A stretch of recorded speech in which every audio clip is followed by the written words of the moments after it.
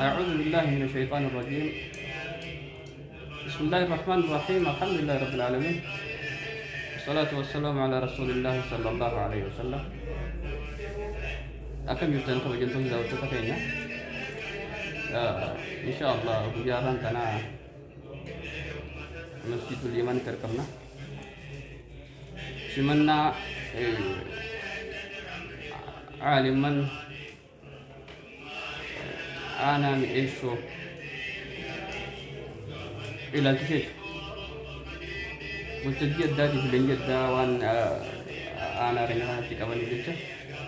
كذا دار راسينا جراني itu insan semut dapat asiti ko ponye gutti jirretu kana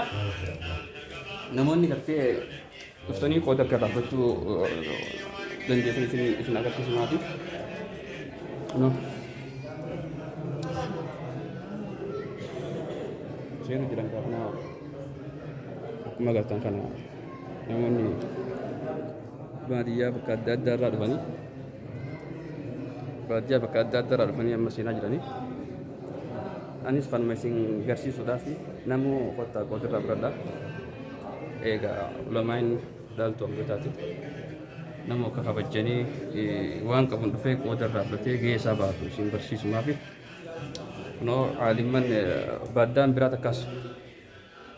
dawriin biraa takkaas gamana jirti dawrii tanaas isiniin garsiisa kunala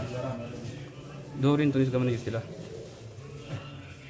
Ustaz Muhammad Ali Farah kung kambi Ustaz Muhammad Ali itu kuno aye ragan cerita kamu dulu